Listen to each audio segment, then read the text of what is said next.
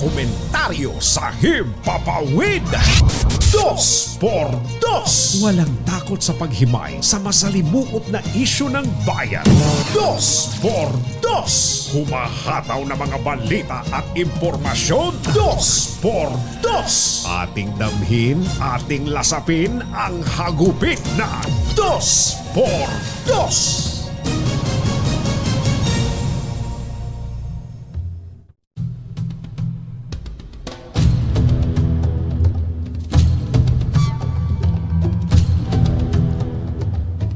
Nakalaya na po si dating Senador Leila De Lima matapos na makulong ng halos 7 taon. Si De Lima na matinding kritiko ng war on drugs ng Duterte administration, nakulong noong 2017, ay pinayagang makapagpiyansa ng Muntinlupa Regional Trial Court. Naging emosyonal ang 64 na taong gulang na si De Lima nang marinig ang desisyon ng korte at ito'y tinuturing niya na isang malaking tagumpay. Inakusahan ng dating administrasyon si De Lima na nakipagsabwatan sa mga drug lord habang ito ay kalihim ng Department of Justice at umakyat pa ang mga kaso nito sa conspiracy to trade narcotics. Ngunit acquitted na ito sa 2 sa 3 drug charges. Isyu ng bayan. Katotohanan. 2x2. Pag maitim ang balak, magtago ka na. 2x2. Si Jerry at si Anthony, narito na. 2x2. Hahataw ng todo, urado ka. 2x2. Ang katotohanan, dala nila. 2x2. Walang sinasamba pali, maniwala ka. 2x2. Hataw ng gusto, tol, umasa ka. 2x2. 2x2.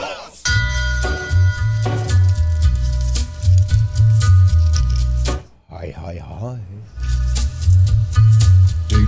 Maganda morning. Magandang umaga, bayan!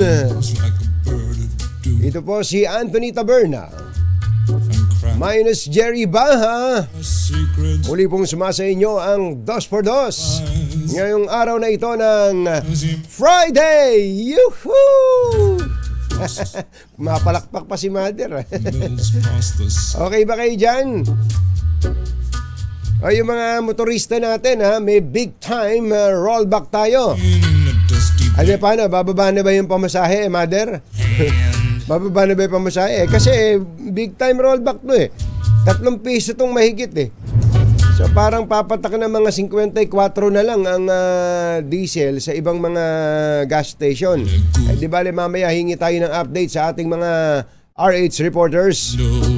Kita nyo po, ang pinakamalaking balita na sinubaybayan mula pa kahapon ay ang pagpayag ng ni Judge sa Henerhito ng Muntinlupa Regional Trial Court na makapagpiyansa. Alam nyo, para lang dun sa just for clarity, sabi nga ang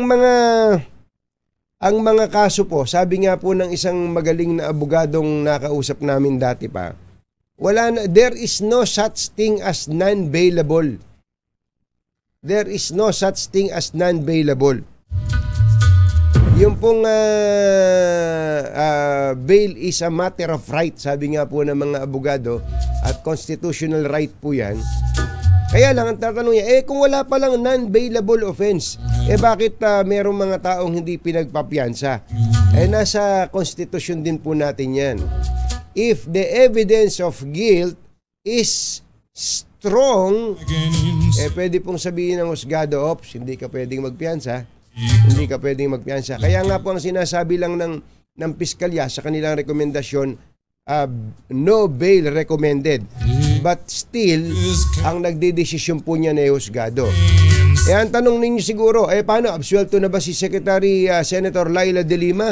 At saka si Jonel at iba pa doon sa kasong itong huling kaso na kanilang kinasasangkutan? Hindi pa po.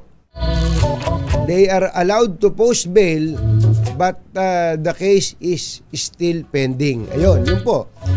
Pero binabasa ko yung desisyon ni Judge. Mukhang ang direksyon mukhang mukhang papauwi na rin pero kung ikaw man yung makulong ng almost 7 years, naku po, nanang ko po. Yan alam nyo, ang makulong lang daw ng isang araw, lalo sa isang taong walang sala. Halimbawa po hindi po si Secretary de Lima tinutukoy natin. Makulong ka lang kahit isang araw kung wala kang sala. Mapunta ka sa Manila City Jail, doon sa may likod ng tabi ng Station 3 sa Maynila. Para kang na raw isinalya sa impyerno. Jerry Baha at Anthony Taberna sa 2x2 sa DZRH. Kaya kayo po mga textmates, mga text partners at mga nanonood sa atin sa RH Television, sa Destiny Cable 129, Signal Channel 18, Sky Cable 129 at pati na rin po sa ating YouTube at Facebook. Ano po sa ininyo? Pinalaya ng husgado pansamantala si dating Senador Laila De Lima. Ang sinasabi po ng iba, meron bang lumakad niyan? Meron bang pakay kung bakit lumaya si Senator De Lima? Kayo naman masyado naman kayong mapagduda. And speaking of, nabanggit ko kanila, Manila City Jail, Maynila. Kausapin niya natin ang nanay ng Maynila. Ang mga kumbatsero ng bayan, Katunying at Ka-Jerry 2x2. Bago lang tayo ACS Balita, araw-araw kasi dumadaan ako dito sa Maynila. Nadadaanan ko yung Lagos Nilad. Sabi ko, kailan kaya matatapos tong Lagos Nilad na to? Hindi kaya gumawa na ng hotel doon sa ilalim ng napakatagal. So sabi nga natin si Manila Mayor Hani Lacuna. Mayor Lacuna, magandang morning. Good morning po, Katunying. Good morning po sa mga taga-subaybay. Kumusta po, Doktora? Sana po okay lang kayo? Okay naman po. Opo. Okay naman po ako. Nadadaanan ko nga po kako yung Lagos Nilad. Kailan ba matatapos yung Lagos Nilad na yan? Actually po, Katunying, yung pagti po na ginawa ng lungsod ng Maynila, dalawa po kasi kami diyang nagtulong ang National sa DPWH at ang lungsod ng Maynila. Opo. Yung pati po ng lungsod ng Maynila na gawain, tapos na po end of September pa. Yung parte na lang po na ginagawa ng DPWH ang inaantay po namin. Pero nagbigay na po talaga ako ng deadline kasi yun na nga po hindi po nila kami sinabayan. Oo. So, ang sabi po sa amin ng DPWH, tatapusin po nila nitong bago mag-end ng November. Ano po bang parte yung kanilang ginawa at ba't napakatagal? Yun po yung sistema po sa ilalim yung parang pinaka-drainage po. Sa kanila po yun. Sila po ang nagpondo doon, kaya sila po ang gumagawa. Tama kayo. Ba't hindi pa isinabay? Hindi raw ba uubrang maraming gumagawa doon? Oo nga po, yun din po ang pinagtataka namin. Dati pa ho namin sinasabi na sana po sabay namin gawin. Dahil nga lamang po hindi ho nangyari yun. Pero talagang inassure po nila ako nung nakausap ko po sila na tatapusin po nila. Nagpinky promise po ba? Pinky promise? Pinky promise.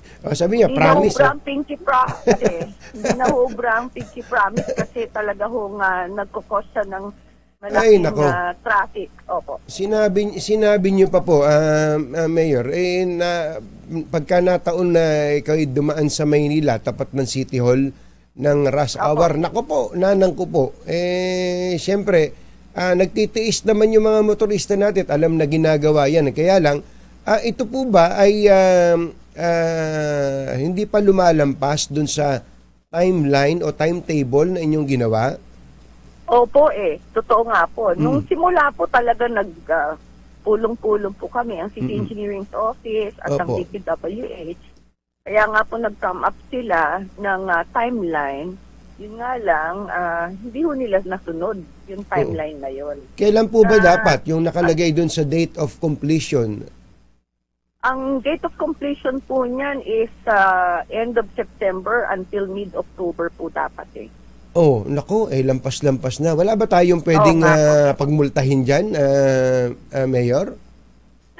Oo nga po, yun din po ang pinag-aaralan namin ngayon. Kasi nga po, laging nasisisi ang lungsod dahil doon. In fact, Katunying, para po malaman ng lahat, yan po talaga ay under sa national government. Jurisdiction po yan ng national government. Yung Lagos Milad, kasi national road yan. Kaya lamang po, ay hindi po nabibigyan ng pansin. Kami po sa lungsod ng Maynila ang laging kinukol ng atensyon tungkol doon. Kaya kami na po nagdesisyon na, sige na nga, kami na ang gagawa. Hindi na kayo nakatiis. Hindi na ho nga kami nakatiis. Kami naman po ang laging nasisisi. Pagka dyan ho ay lubak nagbakaha, kami na rin nga po ang gumagawa niyan eh. Para matapos na po yan, kami na po ang nag-initiate ng talagang buong rehabilitation ng Lagos Milad. Singilin natin at ng oo nga hindi po. ba merong ano ba tawag doon yung basta pagmultahin ninyo sabihin niyo hindi kayo tumupad sa timetable sa usapan. Meron naman pong violation diyan yung pagka sumusobra sila doon sa deadline na ibinigay sa kanila. Opo. Kapag ka po ba nakatago pa ngayon no? Pagka binuksan ba yun, magugulat pa, what? Napakaganda naman itong Lagos Nilad na to. Ganun po ba ang magiging reaksyon namin dyan? Ang importante po sa akin ay nilulubak. Hindi na po siya nag-iipon ng tubig at hindi na po siya binabaha. Yun po ang pinaka-importante po sa amin. Yun, napakababaw naman pala ng kaligayahan nyo Kala ko pa naman Opo, kasi madalas po dyan talaga Yan po yung bumabagal yung pagdaloy ng trapiko dyan kasi kailangan sila dahil nga lumulubak nang gagaling sa ilalim Totoo po. Yung tubig, opo. Hindi, teka, sa party po ng Maynila, magkano ho ang ginastos nyo dyan? Yung sa inyo? 50 million po ang ginastos. Ay, napakalaki pala ng gastusin yung... Malaki po. Opo, malaki po. Opo, okay. Isa na lang po, Mayor, total ay nandyan na kayo. Meron po akong nabasang isang article, diyan pala sa Maynila, merong isang ordinansa na mukhang pirma nyo na lang daw iniintay. Ewan ko kung napirma nyo na. Yung bawal lang sabit sa jeep. Opo. Totoo ba yun? Napirmahan nyo na ba? Hindi pa ho dumarating sa aking tanggapan kasi pag meron pong ipinasang ordinansa ang Konseho ng Maynila, kailangan pa ho yang magdaan sa City Legal Office natin para ho mapag-aralan nila yung mga batas na ginagawa po ng Konseho ng Maynila. So, tama po kayo, meron pong ordinansa, yung Ordinance Number 9003, na kung saan ipinagbabawal yung pagsabit. Yan. Hanging onto or riding on the rear and top part of any public utility vehicle. Yun po yung alam natin na sabit. Yung sa estribo. Dati ako sumasabit, Mayor, hindi nyo na itatanong. Expert ako sa pagsabit. Sa jeep. Alam ho nyo, Katunying, alinsunod lang naman po ito sa Republic Act 4136 na kung saan ipinagbabawal po ang sino man na sumabit o sumakay. So may batas na pala yun? Opo, Republic Act po yan. Opo. Ibinase lang po ng Konseho ng Maynila yung ordinansa po na ginawa nila at doon po. Kasi napag-alaman din ayon sa datos na nakalap ng MMDA na humigit kumulang mga 57,179 ang mga vehicular accidents na nagaganap at isa na po dito ay dahil po sa overloading. Yun, yung sobra-sobra, di ba? Makikita nyo may nakasabit po sa likuran ng mga jeep o kaya mga tricycle, punong-puno o yung mga naka-roller skate. Di ba?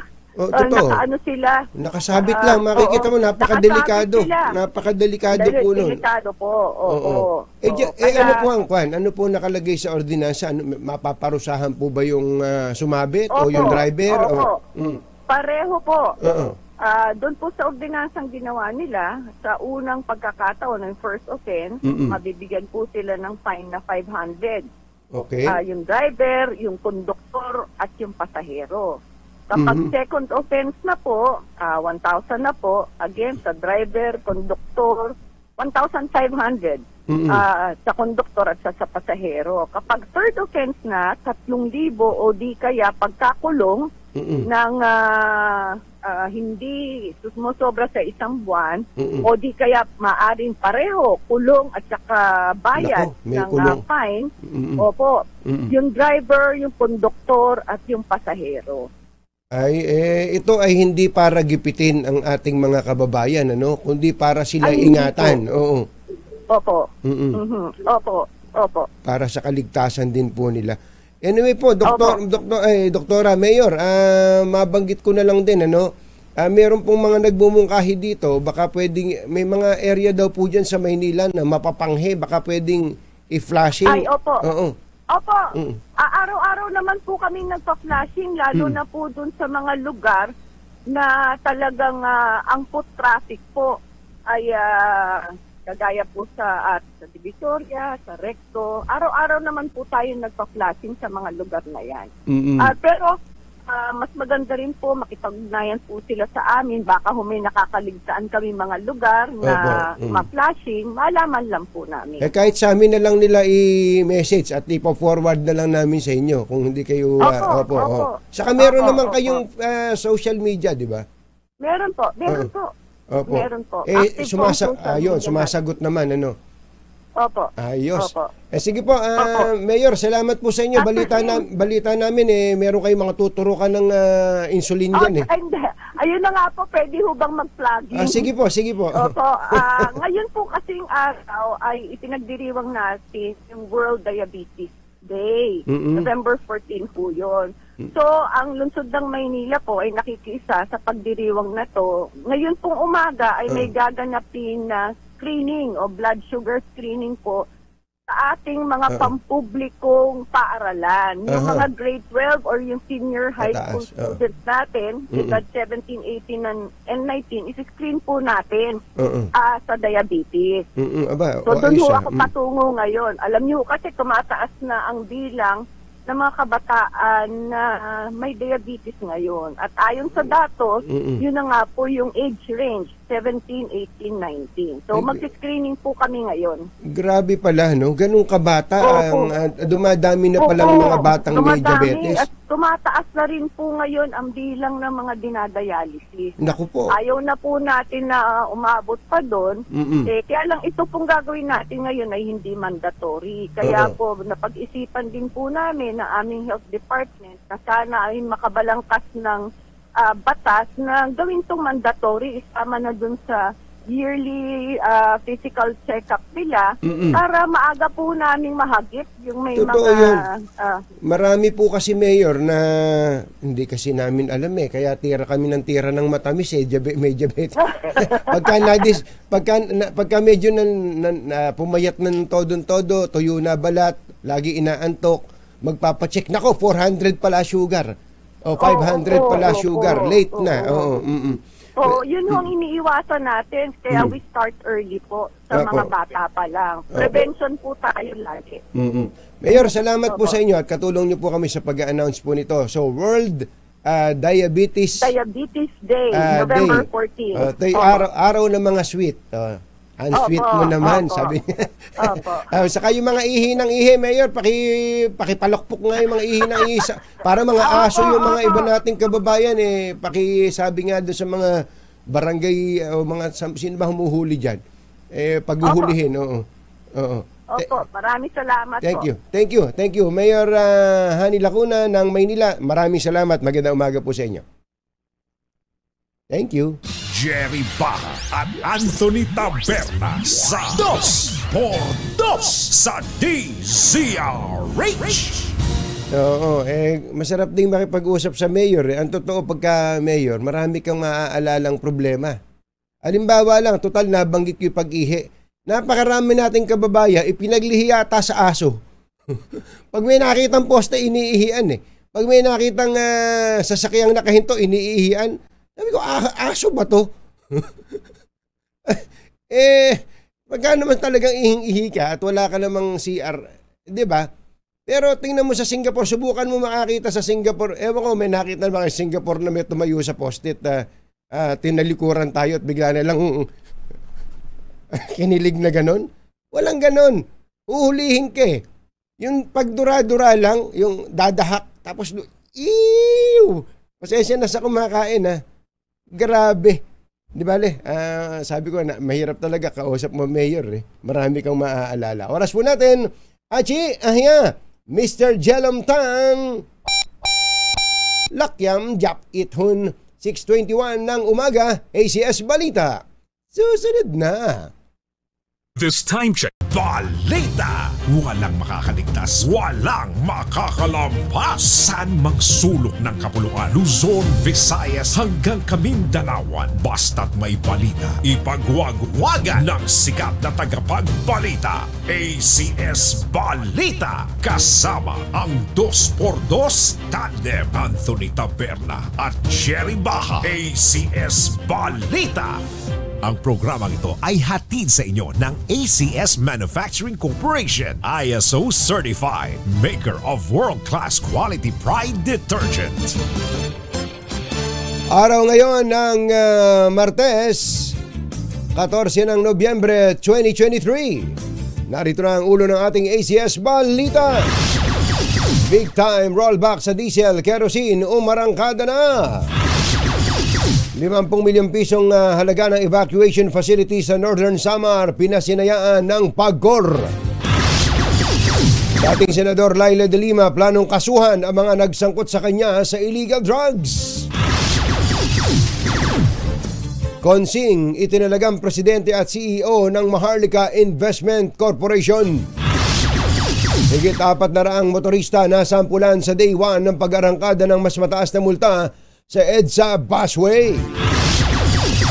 At mga patay na isda naglutangan sa Cavite City.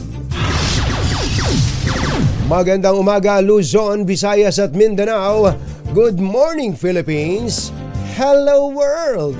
Sa pangalan po ni Jerry Baha, ito si Anthony Taberna at ito ang ACS Balita. ACS Good News. Umarangkada na po ang malaking bawas presyo sa diesel at kerosene. Maabot sa 3 piso kada litro ang bawas presyo ng diesel, 2.30 naman sa kerosene habang 70 sentimos sa gasolina. Inaasahan daw po ng Department of Energy na magtutuloy-tuloy ang pagbaba ng presyo ng petrolyo hanggang sa pagtatapos ng taon. 6:28 ng umaga. Naimbag na bigat kada kayo amin na po. Agreeing kayo, gising na. Pinasinayaan ng PAGCOR ang una nitong multipurpose evacuation facility sa Visayas Region.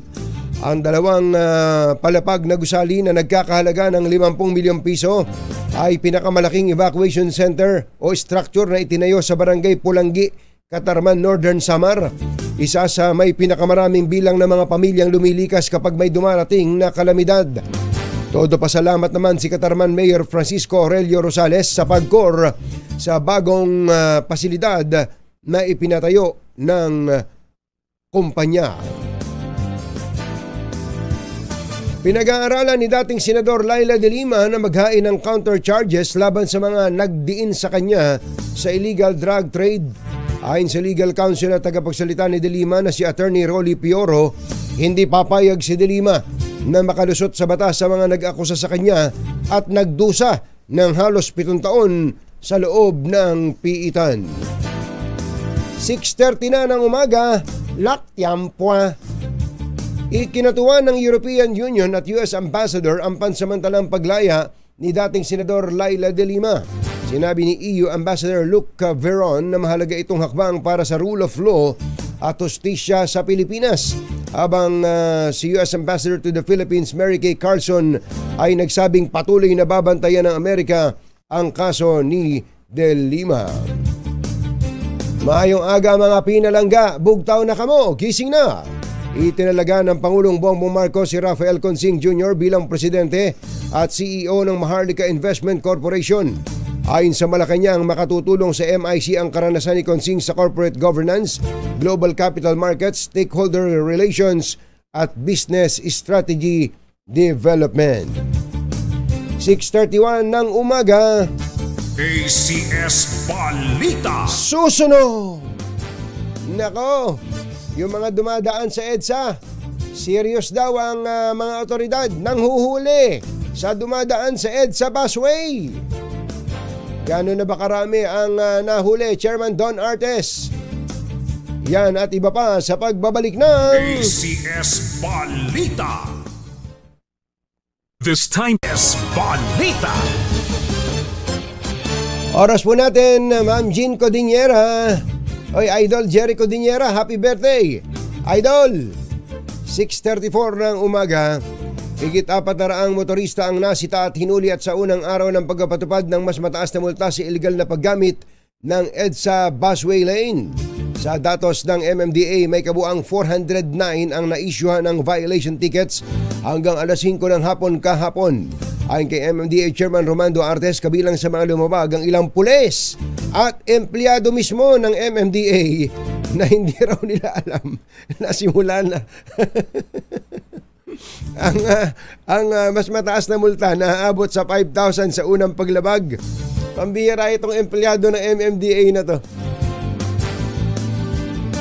Para mong sinabing taga DCRH na hindi alam na dito nagpo-programa si Deo Macalma.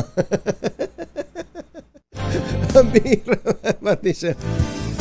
Dapat na Chairman Don Artes bukod sa pagmultahin niyo, medyo paluin niyo sa puwet yan Kasama rin sa lumabag sa exclusivity ng bus lane ay mga kotse ng mayayaman na may kakayanang magbayad ng malaking multa. Pero hindi lang multa pinag-uusapan dito. Pag minalas-malas ka, masususpindi yung lisensya mo. At pagka tumakas ka, kahit first offense lang, pag tumakas ka, nagpahabol ka pa. Suspendido ng 1 taon ang iyong lisensya. Naglutangan ng libu-libong patay na isda sa Cañacaw Bay sa Cavite City. Halos nangangamoy na ang mga bumulagang patay na tilapyang Gloria sa mga residente ng Barangay 61A. Ininspeksyonan ni Mayor Denver Chua ang lugar at iniimbestigahan kung saan nagmula ang nasabing fish kill. Magsasagawa naman ng clean-up drive ang city government upang maiwasan ang kontaminado at mga posibleng maging epekto nito sa kalikasan. 6:36 ng umaga. Diyos maray na aga sa Indogabos mga Bicolano, mata na kamo, gising na. Mananatiling supply boats at hindi barko ng Navy o Coast Guard ang gagamitin ng Pilipinas sa paghahatid ng pagkain at iba pang pangangailangan ng mga sundalo sa Ayungin Shoal. Sinabi ni Coast Guard spokesman na Commodore J. Tariela na lalong sisiklab ang tensyon kapag ang resupply mission ay pinag-take over sa Navy o pinatake over sa Navy o Coast Guard vessels, kaya ang non-military approach pa rin ang gagamitin nila kahit patuloy ang pangaras ng mga barko ng China sa Ayungin Shoal. 6:37. Abangan po kung nasaan si Sherwin Alfaro. Mother, where is Sherwin? Wala pa ba tayong banggit nga natin para mailakas na ng mga kababayan natin ang volume ng kanilang radyo. Tinaasan ng Senado ng 1.3 billion pesos ang budget ng Philippine Coast Guard para sa operasyon nito sa West Philippine Sea. Kinumpirma ito ni Senate Minority Leader Coco Pimentel sa plenary deliberation ng panukalang budget ng DOTR para sa 2024. Susunod! Meron pang isang nakapagpiyansa. Sino itong nakapagpiyansa kaya nakakalaya? Nakakalaya pa, bukod kay Senator Laila de Lima. Yan at iba pa sa pagbabalik ng ACS Balita. 6:38. Manufacturing Corporation, ISO certified. Maker ng world-class quality Pride detergent. Hi! Maganda morning! Anong araw today, kumbachero? Uy, kumbachero, namimiss na kita ha. Today is Laundry Day Friday! Yuhu! At pag Laundry Day Friday, all you need is Pride Washing Machine Detergent. May triple stain away formula kaya tanggal ang makapit, madikit at malupit na dumit mancha kaya, nako, yari ka, easy ang labada. Kaya pala mula noon hanggang ngayon, all you need is Pride. All you need is Pride. ACS. Ang 2x kasama ang 2x2 tandem Anthony Taberna at Jerry Baha. ACS Balita. Meron lang akong binabasang news article dito. Pumalag pala itong mother. Ang UST pala ay itong University of Santo Tomas ay pumalag. Pumalag po ito. Itong official student publication ng UST na The Varsitarian nang malagay sa online biography ni Agriculture Secretary Kiko Laurel na siya ay nagtapos sa UST. So sabi ng UST, hindi nagtapos dito yan. Kaya nagsalita po, naglabas po ng statement itong si Secretary Laurel. Ang sabi po niya ay ganito, "Let me clear the air. Hayaan nyo na linisin ko ang hangin." Dapat pala sa DENR to si Secretary Mother. Sabi niya, "Let me clear the air. Hayaan nyong linisin ko ang hangin." Lagot ka ngayon, Secretary Tony Loizaga, Yulo. Yung pala gusto ni Secretary Kiko, "Let me clear the air." Hindi pa pala tapos yun. "About my educational background." Tungkol sa aking edukasyon. "Given news reports that claim I am an alumnus of the University of Santo Tomas or any other institution of higher learning. Sa harap ng mga report na nagsasabing ako ay nagtapos sa UST o iba pang mga institusyon ng pampaaralan, that is not true. Hindi yan totoo." So ang sinasabi po niya, hindi totoo, nagtapos siya sa UST. Bakit daw po hindi siya nakatapos? "I never finished my education because I became a father at 19. Hindi ako nakatapos ng pag-aaral dahil ako'y naging isang ama sa edad na 19. I needed to work to support my eldest child. Kinailangan kong magtrabaho para suportahan ang aking panganay. My father impressed upon me that my responsibility as a father comes first." Yun, naituro sa kanya ng kanyang magulang, ng kanyang tatay, na ang kanyang obligasyon bilang ama ang dapat na mauna. Yan po ang paglilinaw ni Secretary Kiko Laurel Jr. na isa pong bilyonaryo to. Sinasabi niya, hindi ako nakatapos ng pag-aaral. Kasi alam nyo, yung iba naman may mapo na lang.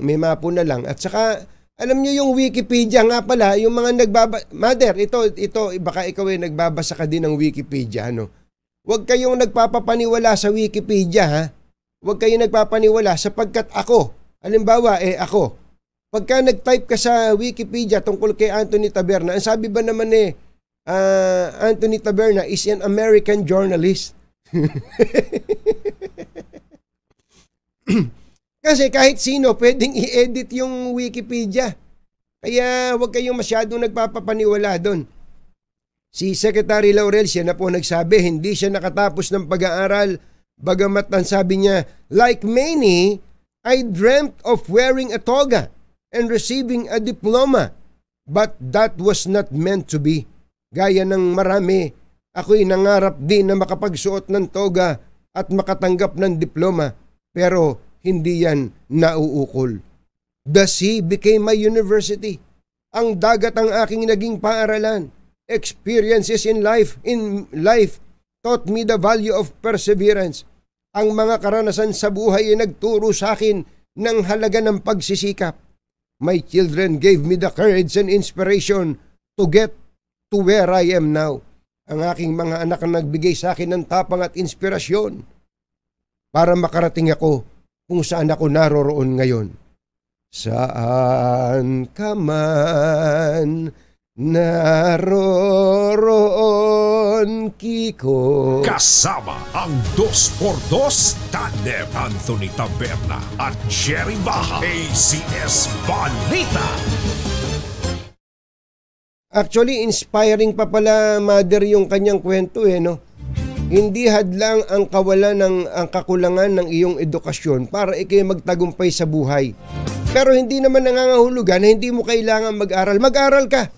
Lalo na mga estudyante na nakikinig sa atin ngayon na iginagapang kayo na inyong mga magulang sa pag-aaral. Mag-aral kayo mabuti. Mag-aral kayo. Sapagkat yan ang talagang kayamanan na tanging maipamamana namin sa inyo bilang mga magulang. Ayos ba, Mother? Dumating na po sa bansa ang 41 Pilipino at 7 napangasawang Palestino mula sa Gaza Strip ayon kay Foreign Affairs Undersecretary Antonio Morales. Kabilang ang mga ito sa 56 na Pinoy na lumikas sa Egypt nitong Sabado. Samantala, kagad nagpiyansa si dating Health Secretary at ngayon Congresswoman Janet Garin sa kaso nitong graft at malversation kaugnay ng hindi autorisadong pagbili ng Dengvaxia vaccines.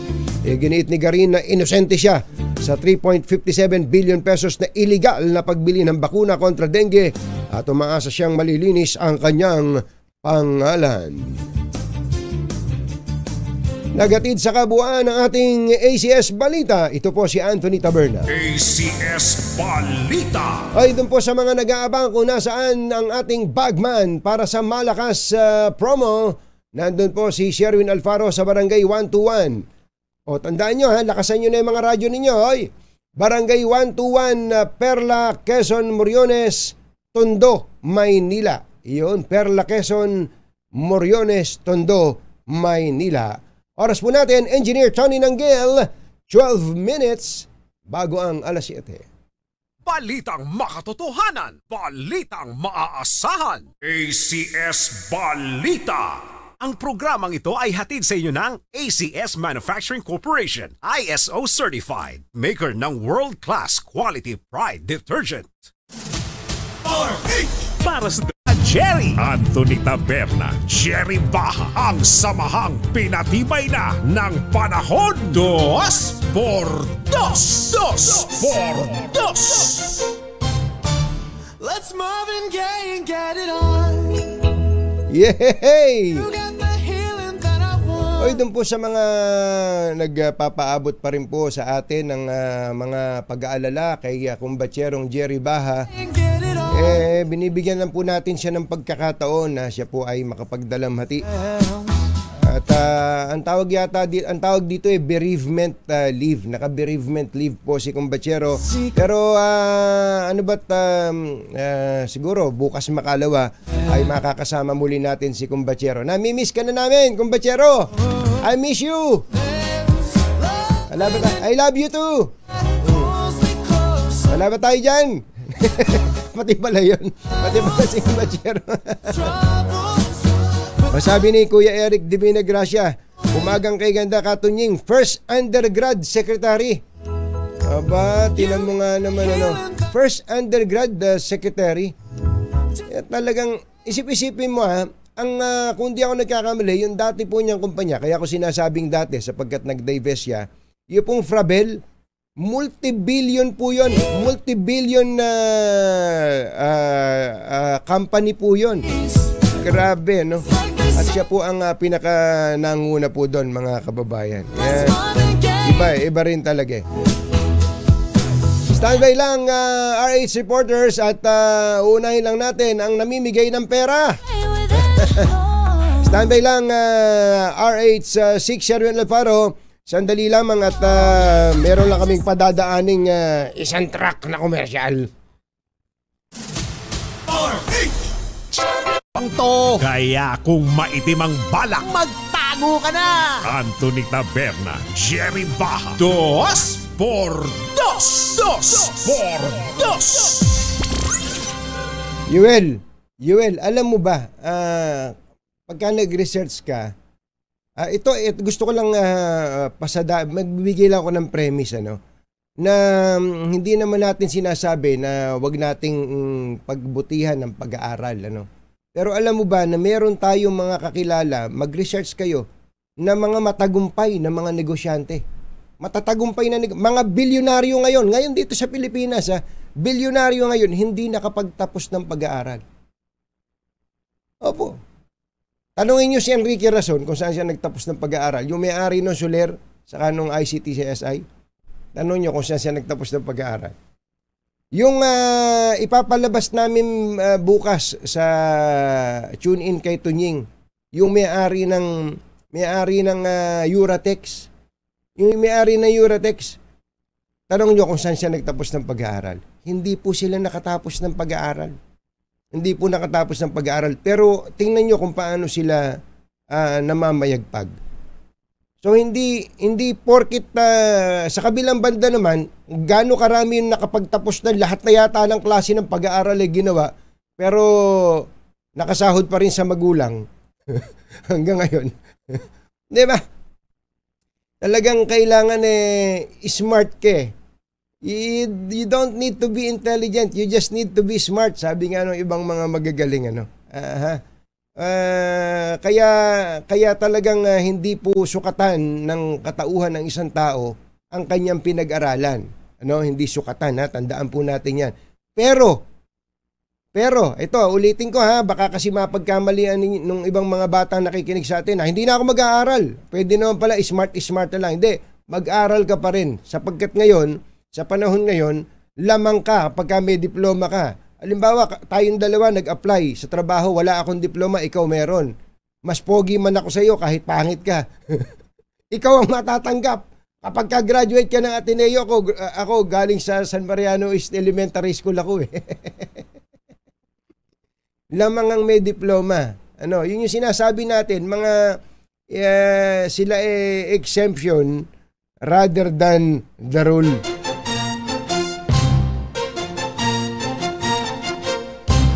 Tonying at Ka-Jerry, Anthony Taberna, Jerry Baja, ang samahang pinatibay na ng panahon. 2 por 2. 2 por 2. Sherwin! Dahil malakas ang kakong makinig sa DZRH, malakas ka rin sa amin. Itoto nyo na ng malakasan ang inyong radyo at makakay na ang matyempohan ng aming roving reporter na nakikinig o nanonood sa DZRH. Instant, mananalo ka ng malakasang 1,000 pesos sa DZRH Malakas Promo, hatid sa atin ng kauna-unahang radyo sa Pilipinas, DZRH. Una sa Pilipinas, una sa Pilipino.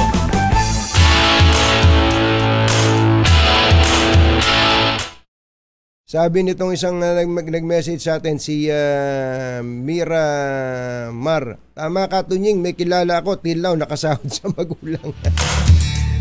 Moto Chris Road Adventure, kasi may pera na sila noon. May pera na sila noon pa. Kahit di na mag-aral yan, may pampuhunan na. Hindi nga totoo yun yun ngang may-ari ng Uratex, kaya hindi nakapag-aral dahil walang pampaaral Kaya wag niyo, yung mga nakikinig sa atin ngayon, hindi ako nakapag-aral kasi mahirap ako. Hindi totoo yun. Kaya ngayon libre na lahat Ultimo college ka, libre na ngayon Ultimo college dito sa Pilipinas, libre. Kaya wala talagang dahilan para hindi ka naman magsikap sa buhay. Anyway, eto isang masikap sa buhay. Katunayan, namimigay ng pera. RH6, Sherwin Alfaro, saan ka sa Moriones? Sherwin! Jack say, hey Diane, let's run off behind the Ito umaga, siyempre. Naku, alam mo, tama ka na lahat ng mga nagsusumikap, lahat ng may determinasyon sa buhay, talaga namang nananalo. Mas matindi pa yung mga nakikinig lang. Nataki mo, nakikinig ka lang, mananalo ka ng 1,000 pesos. saan ka pa, di ba? Eh dito lang yan sa may Barangay 121, Perla, Quezon, Moriones, sa Tondo, Maynila. Tignan mo naman, napakaganda ng umaga rito. Napaka-payapa, maayos ang lahat. Naman, maayos pati ang pagkakasalansa ng mga sinampay. Hindi pala sinampay ito, paninda. Alam mo ba? Pero may malakasan dito. Dahil itong istinitang to, malakasan, nakikinig lahat sila sa TCRH. Unahin natin to si Nanay. Magandang umaga, Nanay, pangalan mo? Imelda Gonzales po. Nanay Imelda Gonzales. Lagi kayo nakatutok sa TCRH po. Sino ba po rin yung announcer sa umaga? Anton Taberna po. Anthony Taberna, Jerry Baratos, Bordos, tignan na 1,000 pesos yan! Ayun, ang kanyang radio. Nakikinig lang yan Nakatayo. Anong gagawin? Nakikinig lang, biglang bumagsak mula sa iyong palad ang sa kanyang palad ang biyaya. Oo, sige mo, di ba napakaswerte? Opo, salamat po. Maraming salamat ka, Anthony po. Maraming salamat. Kapatid ko ako. Ay, Cadelia. Ay, pangalan, Cadelia. Talaga namang hindi niyo inaasahan. Opo, maraming salamat. Naiiyak pa si Nanay, ano? Oo, dahil nga hindi nila in-expect na darating ang DCRH hindi sa kanila, si Nanay nung nalaman na ang DCRH na dito nilabas yung radyo. Opo. Kahit po sa gabi si CRH po talagang pinapakinggan ko. Si Anton Taberna po pagkapos umaga. Bakit ka baka mo umiiyak? Sabihin mo... Maraming po salamat ka, Anton. Wala po, masaya lang po ako. Masaya lang po. Hindi naman po namin kayo inaano, ha? Hindi po. Salamat. Of joy. Maraming salamat po. Thank you pa. Thank you pa, kapatid. Nanalo daw sa pesos, pero katabi na. Ito nakatindig. Ito naman nakatihaya. Yan, no? Radyo ni Kuya, paano mo? Lando Gonzales. Si Kuya Lando Gonzales, lagi ka nakatutok sa DCRH. Opo, sa DCRH sa umaga. Sino paborito mga announcer sa umaga? Si Jeo Macalma. Jeo Macalma. Opo. Sino ba? Si Anthony Taberna at si Jerry Ba. Anthony Taberna, Jerry Ba, bigyan ng 1,000 yan! Parang Sherwin. Thank you po, maraming salamat po. Sherwin, hindi lang yan. Sherwin. Pagkatan yun. Hindi ba taga Pitong Gatang yang si yung kausap mo? Parang may kahawig nga kayong artista eh. Dito sa Pitong Gatang. Parang 7 gatang pero pang-8 gatang to.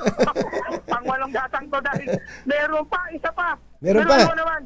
Pagpasok mo sa safety tayo pa, may nakikinig pa rin. May radyo, pangalan mo kuya. Romeo Narag. Si Kuya Romeo, palagi ka nakikinig sa DCRH. Opo. Sino ba po rito mga announcer sa umaga? Anthony Taberna po. Anthony Taberna, Jerry Baratos, Bordos, bigyan ng 1,000 yan! Napakagalante naman Maraming salamat po, Anthony Taberna po. Maraming salamat. At hindi lang yan. Hindi lang. Tignan mo, parang may Christmas party na dito sa daan. Oo nga eh. May natutulog dyan. Huwag kang maingay. Sorry, bro. May natutulog. Naku, humina signal ni Sherwin. Humina signal. Hindi ko na marinig. Humina signal natin dito. Dito. Pero andun sa tindahan niya, yung kanyang radyo. Kita mo naman yung kanyang 1x1 meter na tindahan. Pero may papat pa siya doon. Napagkasya pa. Pangalan mo ate? Alicia Gonzales po. Palagi ka nakatutok sa DCRH. Opo. Sino pinakikinggan mo sa umaga? Si Anthony Taberna po, katuning ko. Saka po si Jerry Baha po, ng Dos por Dos. Ayun. Aray. Salamat po, salamat. Tinan mo nga naman, pakasaya ng iskinita na yan, ano? Ayun. Winamagay-way pa niya. 1,000. Kaya naman, sa mga malakasang kapitbahay natin na gusto manalo ng 1,000 pesos, tumutok sa DCRH. At baka kayo na susunod nating winner sa DCRH, Malakas promo hours number 6. Sherwin Bataw para tuloy-tuloy sa pagbabalita, tuloy-tuloy sa serbisyo. Ay, meron pa pala. Meron pa. Mantakin mo. Mantakin mo. Meron pa nga pala. Andito pa. Asa na yun? Yes, eto dumating din dito. Hinaan mo yung radyo, malakas sa as. Sa paano mo? Yan, Paul ko. Yan, Paul. Lagi na nakatutog din sa DCRH. Apo. Sino ang announcer paborito mo sa umaga? Yan, Anthony Taberna at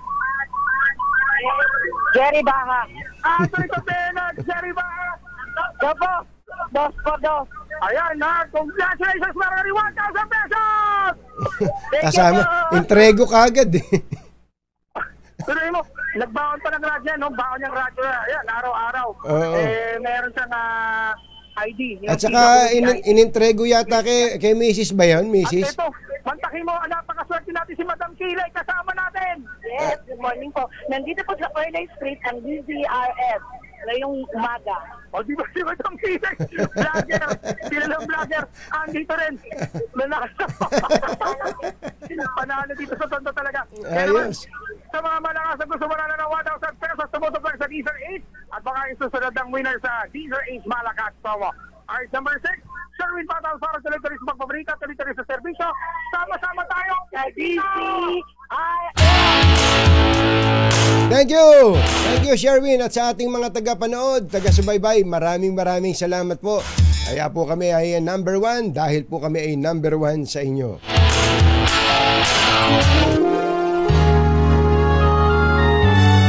Kauna-unahan sa Pilipinas.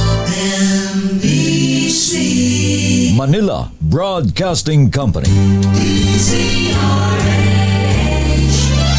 DZRH, member kapisanan ng mga broadcaster ng Pilipinas. Member KBP, oras, Kapopoy, 10 minuto na makalipas ang 7 ng umaga. Balitang bagong-bago. Balitang dapat alam mo. Balitang magdadagdag ng talino. Dahil bagong impormasyon, makibalita. Unang-una sa DZRH. Pangunahing balita. Kasama ang 2x2 tandem nina Anthony Taberna at Jerry Baha. Sa ulo ng ating mga pangunahing balita, dating Senador Laila De Lima nakalaya na matapos magpiyansa. Ang kanyang mensahe kay dating Pangulong Duterte, patawarin ka sana ng Diyos. Rollback sa produktong petrolyo, posibleng masundan pa hanggang matapos ang taon. Agriculture Secretary Kiko Tiu Laurel inaming hindi siya nakatapos ng kolehiyo. MMDA humirit sa Supreme Court na alisin na ang TRO sa No Contact Apprehension Policy. Siyam na tumaka sa MPD Detention Facility sa Tondo, nakabalik na lahat sa kulungan. At Police Major, 3 iba pa kinasuhan sa nawawalang beauty queen ng Batangas. Magandang umaga Luzon, Visayas at Mindanao. Good morning Philippines. Hello world. Sa pangalan po ni Jerry Baha, ito si Anthony Taberna at ito ang Pangunahing balita. Engineer Tony Nanggel, 7:12 ng umaga. Inaasahang magtutuloy-tuloy pa ang pagbaba ng halaga ng mga produktong petrolyo hanggang sa pagtatapos ng taon. Ito ang pagtaya ni Director Rino Abad ng Department of Energy Oil Industry Management Bureau. Ayon kay Abad, malaki ang indikasyon na pababa ang presyo ng langis dahil sumasadsad ang halaga nito sa pandaigdigang pamilihan. Sa katunayan, ang Dubai crude price ay nasa $80 to $81 na lamang na bawat bariles, na malayo sa dating halaga nito na $93 per barrel noong Oktubre.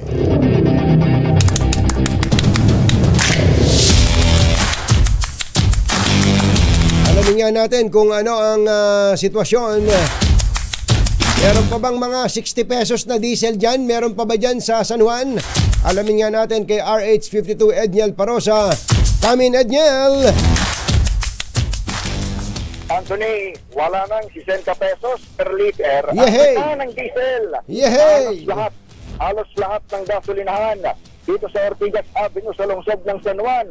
Bagamat malapit ito, Anthony, sa Green Hill Shopping Center, hindi naman nalalayo sa monitoring ng Department of Energy ang on a minimum price ng diesel sa Metro Manila ang ibinibenta ng Total at ng Petron simula ngayong araw. Ikinatupad na kasi itong rollback na aabot sa 3 pesos sa diesel kahit sa Petron ay isa sa Big 3 kung tawagin. Dito sa nasabing kalye, 59.26, 59 pesos yung 26 centavos per liter ng diesel ng Petron sa Southbound Lake. Patungo ito sa direksyon ng EDSA kung manggagaling kasi ito naman at Quezon City. Mas murang bahagya kaysa dun sa isangay ng Petron din. Sa northbound naman ang parehong kalsada. Pinakamura sa Ortigas Anthony yung 58 pesos and 40 centavos per liter ng diesel. Sa ngayon ang total, malapit sa intersection ng Santolan Street. Hinanap natin itong ganito kababang diesel na may mas imumura pa pala yung ating mga motorista ay medyo magsisipag lamang ng kaunti at medyo mag-iikot patungo dito sa may San Juan City Hall area. Natunto naman kasi natin dito sa namang sangay ng Flying V, Santolan Road. Tapat mismo ng kung tawagin Phil Oil Flying V Arena. Magkano? Ayan, 57.95. 57.95. Ayos. Laking baba na ng pinakamurang diesel na na-monitor ng DOE sa NCR hanggang noong nakaraang linggo. Aabot din, Anthony, sa 57 pesos mahigit kada litro. Maliban sa diesel, nag-rollback din ng 60 o 70 naman. Centimos ang kada litro ng gasolina at 2.30 ang kada litro ng kerosene. Ito na ay katlong sunod na rollback sa diesel at kerosene at ito na namang sunod sa presyo ng gasolina. Para sa kauna-unahan sa Pilipinas, Danger H. Ito si Edniel Parrosa. Tuloy-tuloy sa pagbabalita, tuloy-tuloy sa serbisyo. Sama-sama tayo, Pilipino. Thank you, Edniel. So, ayan So, may 57.90 pa pero palagay ko may mas mababa pa dyan sa parte ng, kung di ako nagkakamali, sa bandang Fairview. Bandang Fairview, may mura dyan Pero kung galing naman kayo dito sa Sampaloc, wag na kayong pumunta ng Fairview, masyado malayo. Alamin niya natin na ang napasyalang gas station ni RH5 Val Gonzales dyan sa Quezon City. RH5 Val Gonzales, come in, Val! Anthony, bagamat kinatutuwa ng mga super ng jeepney, yung 3 pisong ibinaba sa presyo ng diesel na ipinatupad nitong mga oil companies ngayong umagang ito. Pero hindi pa raw matatagang presyong ito para sila ay magbago o maaari pa raw magbago sa susunod na linggo, kaya wala pang dahilan para sila ay magbaba rin ng singil sa pamasahe. Ito yung pahayag ng ilan sa mga super ng jeepney at maging ng mga nagmamaneho ng modern jeepney dito sa kapan ng West Avenue, dito sa Quezon City. Dito sa aking likuran na Anthony, ay ito yung nagsisilbing paradahan nitong mga biyahe ng Calao, Quiapo, papunta ng Maynila at maging biyahe ng SM Delta Panay na ang binabanggit nila ay nasanay na raw sila na bababa yung presyo ng petrolyo sa isang particular na linggo habang muling bibigwas ang pagtataas sa susunod na mga linggo. Dito sa terminal na ito ay gilid lamang, Anthony, ng isang sangay naman ng Caltex gasoline station at nasa 59 pesos and 55 centavos na yung presyo ng kada litro ng diesel, habang 66 pesos and 90 centavos naman, napakataas ng presyo ng gasolina. Ayon dito kay Limuel Malonzo, driver ng jeep na biyaheng SM EDSA Delta Panay, kapag umabot na raw sa 50 pesos ang kada litro ng diesel, Anthony, ay saka pa lang sila makapagbababa ng pamasahe. Hindi ba meron ng, maalala ko pala, Val, hindi ba meron dati na parang matrix, kapag ka umabot sa ganitong presyo, sabi ng LTFRB o DOTR, bababa rin yung pamasahe. Pag umakyat naman ganito, aakyat din ang pamasahe. Hindi pala natuloy yun? Merong ganong ipinatutupad, kaya lang, Anthony, kailangan maghain ka pa ng petisyon sa LTFRB kapag dumating doon sa punto na umabot na doon sa level na particular na presyo ng petrolyo. Kailangan maghain ka, hindi otomatiko. Kaya doon nagkakaroon ng pag-alma itong iba't ibang mga transport group. Kausap ko kanina itong si Kaobet Martin na Anthony ng grupong Pasang Mazda. Ang kanyang binabanggit, medyo mataas pa raw yung presyo na nararamdaman ngayon ng mga super ng jeepney dahil nasa 50 pesos pa yung kada litro ng diesel. Kapag raw umabot ng 57 pesos sa Anthony, yung presyo ng kada litro ng diesel, ay saka sila pwedeng magbaba. Pero kailangan pa raw na obserbahan daw nila sa susunod na 2 hanggang 3 linggo dahil para masabi nilang matatag na nga yung presyuhan ng gasolina o presyuhan ng diesel ng petrolyo. Van, bago mo lang ituloy yan, hindi ba, di ba 59.55 yung diesel dyan? Hindi ba may discount pa pagka PUV? Hindi lahat ng mga gasolinahan ay nagbibigay ng discount. Ang Petron na Anthony nagbibigay ng 2 piso. 2 pisong discount na binibigay nila yun sa mga tsuper ng public utility vehicle. Pero hindi lahat. Katulad dito, walang nakalagay. Malalaman mo kasi yan na, Anthony, kapag ka merong nakalagay, pero nakalagay na karatula, pero dito, wala kaming nakikita. So I assume na walang pinatutupad na discount yung sangay ng Caltex na ito. Yung isang sangay ng Petron, yan sa bahagi ng kahabaan ng Kamuning Road sa Quezon City, ay nagbibigay ng discount na 2 piso doon sa mga chipper ng pampasaherong mga jeepney. Yes, sir. Ulitin ko lang, Anthony, idagdag ko na lang din. Ngayong araw pala, kausap ko si Ka-Obet Martin. Mayroong hearing ngayon sa LTFRB doon sa kanilang petisyon na humihiling sila ng 5 pisong pagdadagdag sa pamasahe. 5 pesos per increase. Ito yung naihain na nila. Anthony, tumatawa ka. Ito yung naihain na nila noon pang bago i-grant yung 1 peso provisional per increase. So, alam na this.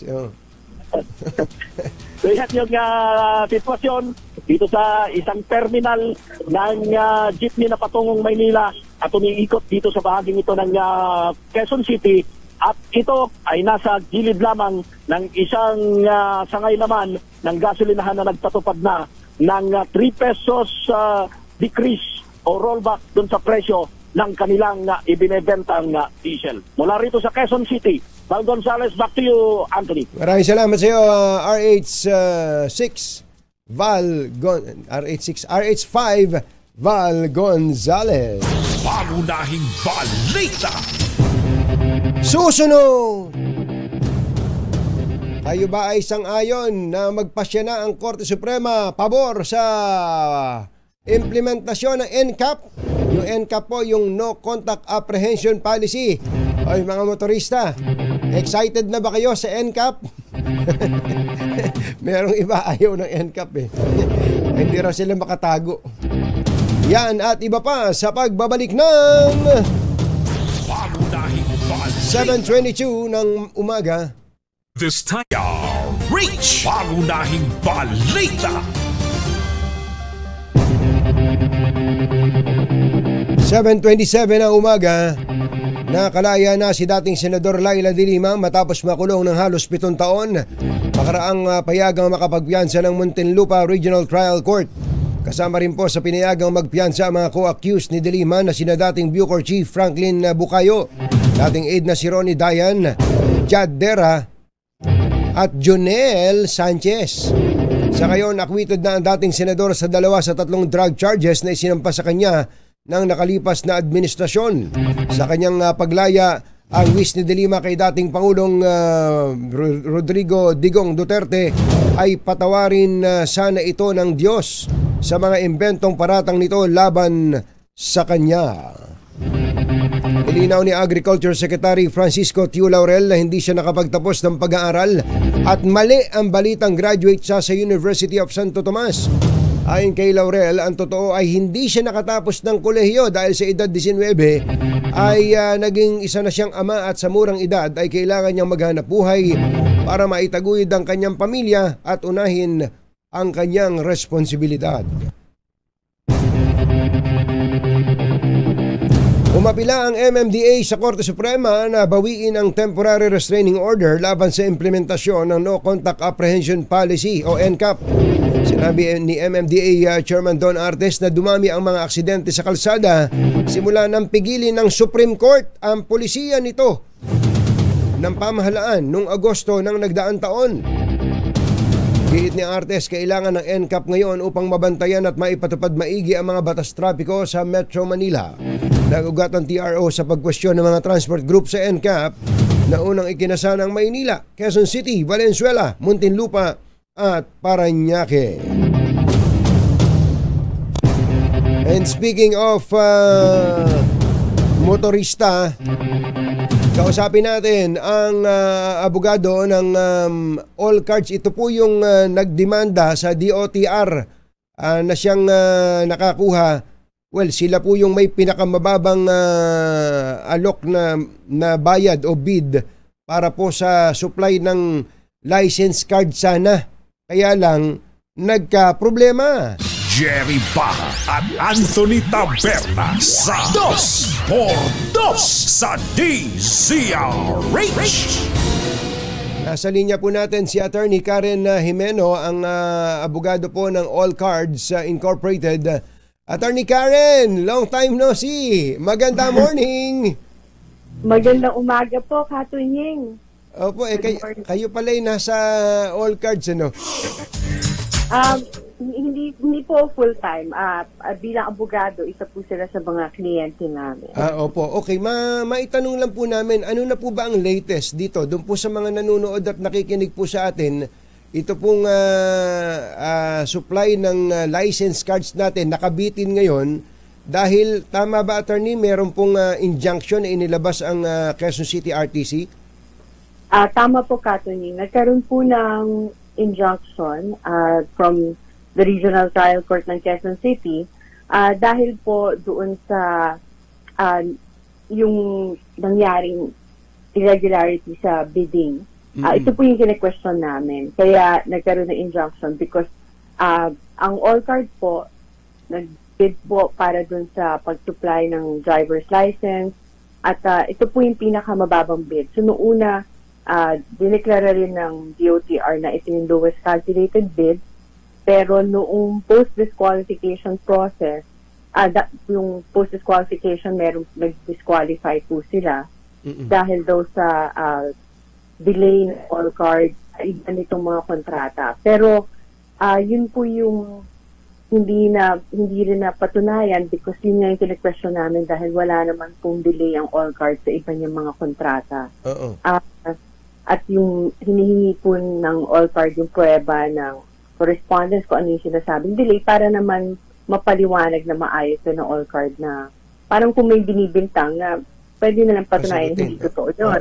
Pero hindi kayo pinasagot, hindi pinasagot ng DOTR ang All Cards. Hindi po. At nung nag-file ng motion for reconsideration, within 24 hours na deny po yung motion for reconsideration. Ito po yung proseso pagka meron tayong bidding na pag meron kang post-disqualification halimbawa, nakalagay po sa ating rules and regulations na pwedeng mag-file ng MR, ng motion for reconsideration, at meron ding time na dapat i-review ito nung procuring entity, in this case yung DOTR at LTO.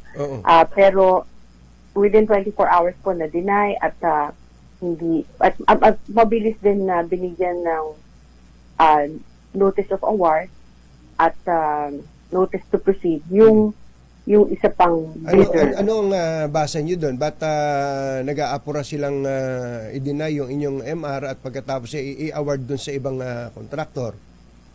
At syempre sa amin po ang yun lang hindi nga namin maintindihan bakit kung yung nasa rules and regulations hindi nasunod, yun yung tinatawag natin dapat na due process, diba? But bakit din sobrang bilis nga yung pagbigay naman doon sa isa pang bidder. Kaya kahit doon po sa desisyon ng Regional Trial Court, yun din yung naging basis kung bakit nagkaroon po ng preliminary injunction. Yes. Because yung denial of due process at yung ano rin, yung unusual speed of giving it to another bidder. In fact, sa decision ng Korte Suprema, ng Regional Trial Court, nakalagay doon na within a span of 24 hours, merong 4 na milestones na nangyayari in a procurement na nangyari dito. Kaya sabi rin, bakit parang may undue hate. May parang pagmamadali ba na ibigay sa ibang bidder. Opo, okay. Para lang din na mas maintindihan, baka medyo matagal na rin po kasi ito, ilang buwan na rin. Ano po ang diferensya nung presyo po ng all cards at nung pong yung supplier na pinaboran ng DOTR? 42 million po yung mas baba. Mas mura itong all cards ng 42 million kaysa doon sa pinaboran nila. Ano pangalan ng kumpanya, ma'am? Banner po. Banner. Yun ang binigyan nila ng kontrata. Okay. Ang sabi po ni LTO Chief Vigor Mendoza, iurong nyo na lang daw po yung kaso at nang mawala na yung problema sa license cards. Ano pong say ninyo? Para po sa all card, bukas sila sa kompromiso at pag-usapan to. Pero syempre, ang isa rin concern niya nila, in fact, sa totoo lang, nung pa-file nga nila yung kaso, tinanong rin namin sila na kung bibid kayo at nagsusupply sa mga government contracts, baka mamaya kayo na kayo nagdedemanda. Pag natatalo. Pero sabi nga nila, sa totoo lang, inisip din nila na wag na lumaban. Pero ang, syempre, isa dito yung concern nila na nasisira yung reputasyon nila dahil ang ginagawang dahilan ay meron daw delay. Pero hindi naman nila mapatunayan kung ano yung delay na yon o hindi nila mapakita yung mga documentation. Pero pangalawa, syempre parang sayang din yung pera ng taong bayan na mas mura sila by 42 million pesos.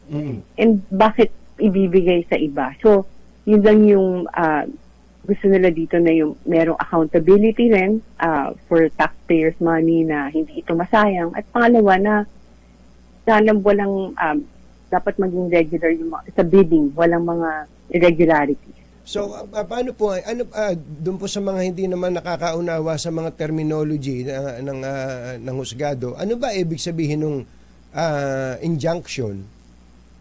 Ang injunction po ay isa tong parang utos ng korte na ibalik doon sa kung ano yung kondisyon o yung kung ano yung sitwasyon dati. Kaya in this case, nung hindi pa na-award yung kontrata, doon parang binabalik yung sitwasyon na kaya itigil muna yung pag-imprinta ng mga license card noong kinuha ninyong na contractor or bidder kasi nga kailangan natin muna aralin kung una, nasunod ba yung tamang proseso sa procurement o sa pagkuha, sa pagpili ng bidder. Kaya yun yung nandoon muna tayo ngayon. So kung willing po kayong makipag-usap sa LTO, ano po ang siguro ang compromise na pwedeng pumayag po kayo? Maaari po ba na pwede ba yun? Hindi ko alam to. Pwede bang maghati kayo nung banner o talagang ayaw ninyong ang banner ang gumawa kung gusto nyo kayo po ang bigyan ng award na ito? Oo, Katunying, magandang tanong yan kasi nga itong all card po, malaking kumpanya to kung baga maganda na yung track record nila. In fact, sila po ang supplier ng mga ATM and credit cards sa 8 out of the top 10 banks in the Philippines. Ganun. Laki pala nito. Pinaghirapan talaga to ng founder na itayo at nagsimula sila ng maliit talaga. So pinaghirapan talaga nila. Kaya yun din yung pinaglalaban na dito na ayaw nilang masira yung reputasyon nila after all the good track records na meron sila. Kaya sa kanila hindi naman, in fact kahit nga hindi sila yung manalo dito, okay lang. Yung talagang importante sa kanila ay hindi maulit na kung meron tayong mga rules at na dapat sinusunod pag may procurement na sana masunod ito. And yun din naman yung naging decision ng Regional Trial Court. Ang tinignan niya lang ay meron tayong rules and regulations for procurement na sunod ba yun? At yung mga findings na hindi, yun din yung naging basihan for the injunction. So yung sa delay, sa amin naman, kahit hindi importante na parang ginagawa lang to para lang kumita eh. Oo. Ang pinaglalaman lang talaga is dapat masunod yung mga batas natin sa procurement para kahit sino man mga departamento tuwing may kinukuha na kontrata ay nasusunod yung tamang proseso. Pero attorney, paano po yun? Pasensya na kayo ha. Ngayon po kasi tigil ang imprenta, tigil din ang issuance ng mga license card sa mga bagong nag-a-apply o nagre-renew. Ano po yung end game scenario na gusto po nyong mangyari dito? Naunawaan po namin gusto nyong ibangon yung reputasyon, nasira po kasi somehow yung reputasyon po nung kumpanyang nire-represent ninyo eh. Pero ano po ang end game scenario ninyo para naman sa kapakanan ng mga kliyente ng LTO na ang tinutukoy po natin, tayong mga drivers? Oo. Okay, siguro sa amin, una iisip din namin yung kapakanan ng mga Pilipino. Kaya nung nagkausap ko rin yung all card, sabi nila, okay naman saan mag-compromise. Siyempre, niisip din namin yung mga Pilipino na ayaw natin na ganito, di ba? Na nakatenga yung pag-imprenta. So, I think, pag kailangan nilang pag-usapan yan, sa ngayon kasi ongoing yung kaso doon sa mismong petition for certiorari. Kasi yun naman yung main na kaso na kung meron bang grave abuse of discretion o yung pagkakamali na yung DOTR at LTO, yung procuring entity. Pero, para dun sa practical na solusyon, willing naman kami, pati yung all card, na makipag-usap. Kaya, ito yung siyempre gusto natin mahanapan nga ng solusyon. Pero sana rin, for the procuring entity, yung DOTR at LTO, yung pag-planning sana nila, i-improve din nila or ayusin nila to. Kasi siyempre yung tinatawag nating delay, nangyari na yan dahil yung pagplano nila sa kung kailan magpo-procure ay huli din, di ba? Kaya nagkaroon na ng backlog. Kaya, syempre, yun ang ayori natin na gawing dahilan na bayaan nyo na lang kami dahil meron delay at para hindi na matuloy itong delay. Pero syempre, parang pangit din na halimbawa yun sa mga ibang departamento na kahit may irregularity sa bidding, pabayaan na lang natin. Pero gusto nyo po ba, ito po last question ko, hinahabol nyo ba na merong to be held accountable sa irregularity na ito? Alam at least in this case nga hindi tayo nag-file ng criminal case. Ang final natin ay petition for certiorari. Ibig sabihin ang sinasabi natin nagkaroon ng sa batas natin grave abuse of discretion. At ito na yung parang napuntahan na lang because yung mismong procuring entity ko doon namin sinubukan na kumuha ng remedy o ng solusyon. Kaya nga doon kami nag-file ng motion for reconsideration. Pero sila yung nag-dismiss nito. Ayaw na nila na bigyan ng solusyon dati. Kaya napunta tayo sa korte. Pero sana at least kahit yung sa totoo lang kahit yung sa injunction pag binasa niyo po yung decision, medyo meron na sa aming parang vindication na yes, opo. Nabasa yung sinasabi namin from the start na merong mga pagkakamali ay na ano pa rin. So pasensya na, last question. May kumita ba dito sa DOTR? Kasi ang kinampihan yung mas mahal ang pinili mas mahal kaysa mas mura. Yan wala naman po kaming alam dyan. Pero syempre kaya nga sinasabi namin bakit nga yung mas mahal ang pinili at bakit napakabilis nung proseso sa pagpili. Katunying ako mismo, nanggaling din ako sa gobyerno at nakita ko rin minsan kung ano yung regular or yung average na kung paano kabilis yung pagbigay sa may procurement.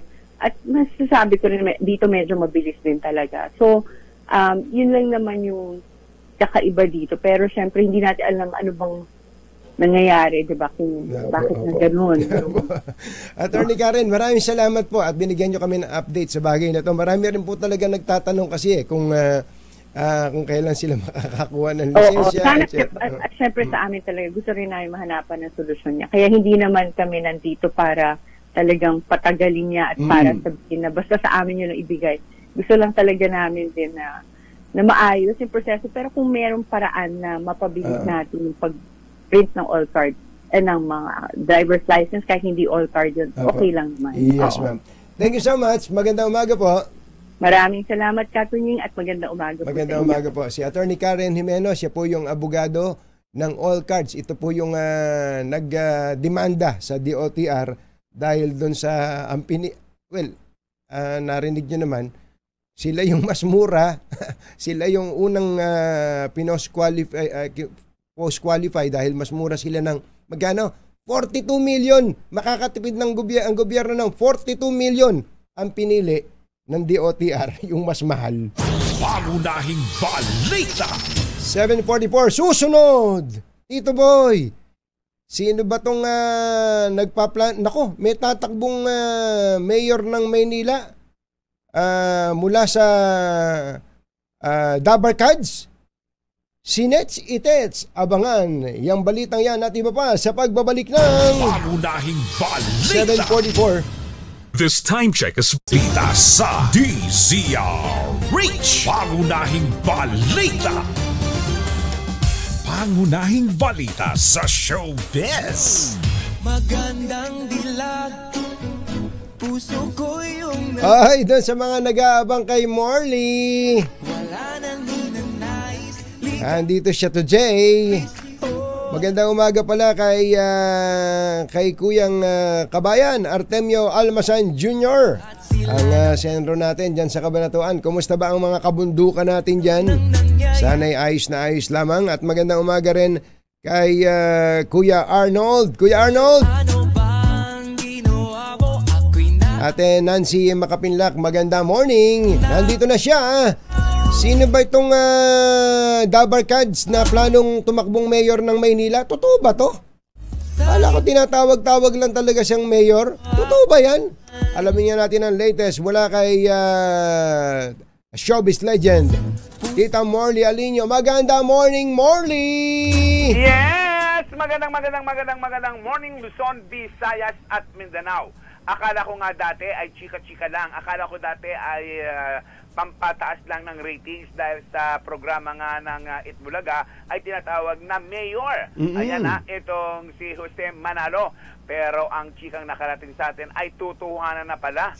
Aba, mukhang magkakatotoo nga yatang tatakbong mayor itong si Mr.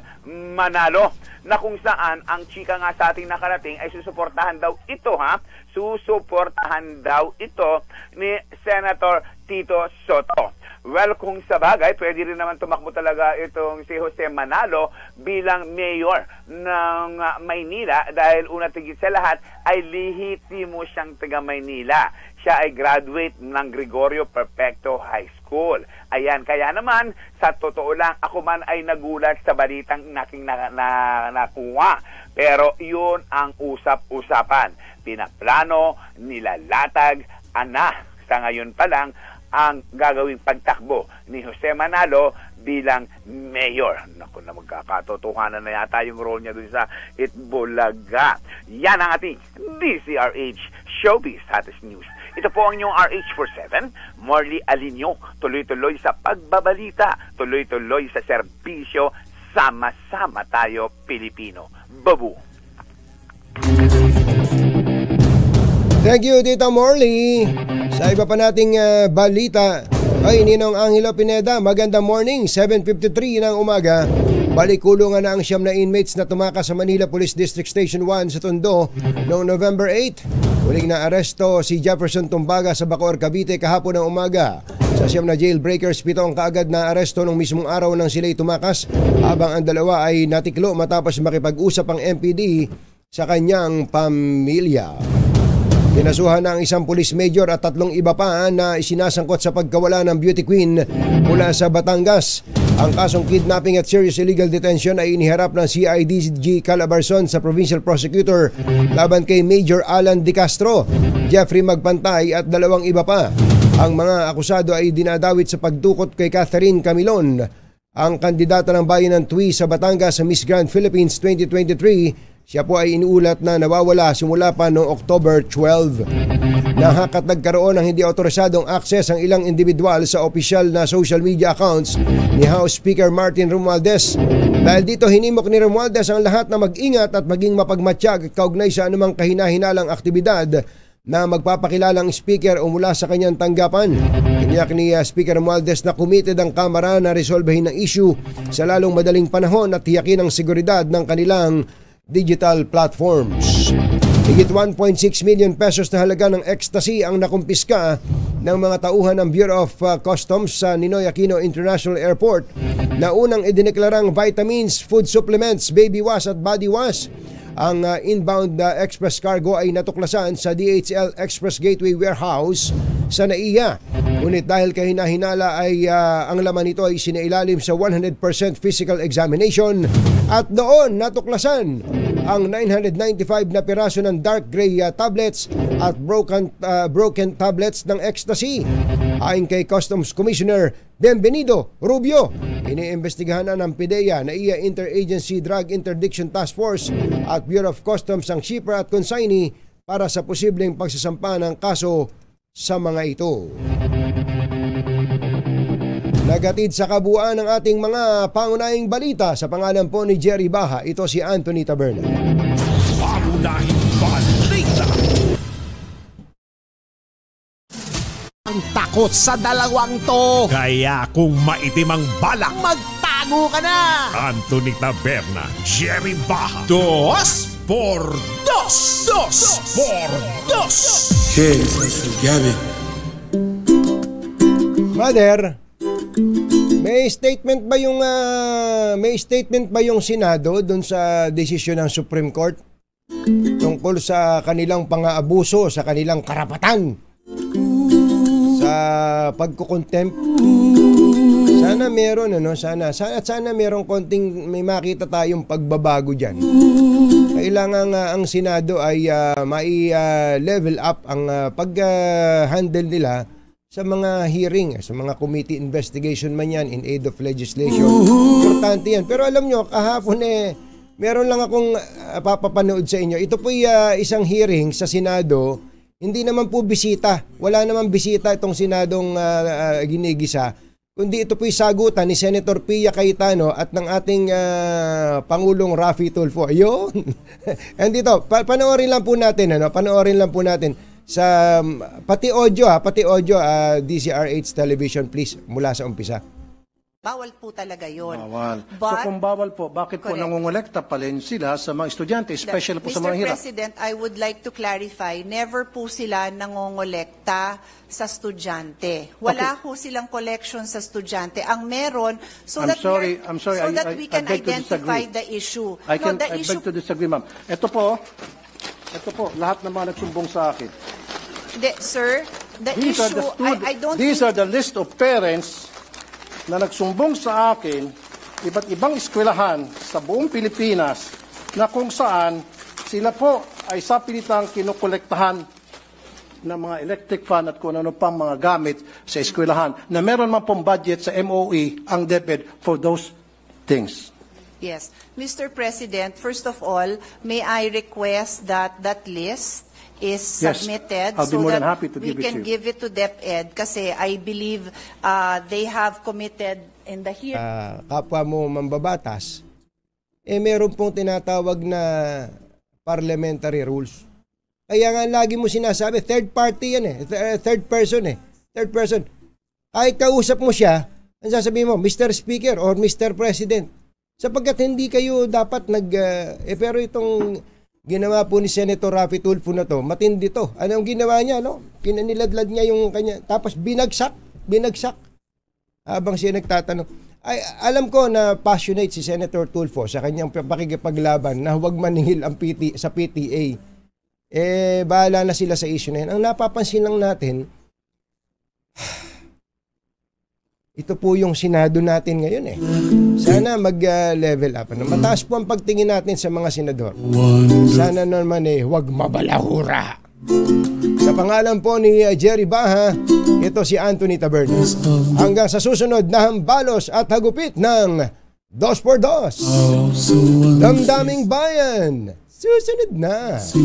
Bye! Happy weekend! Woohoo! How do you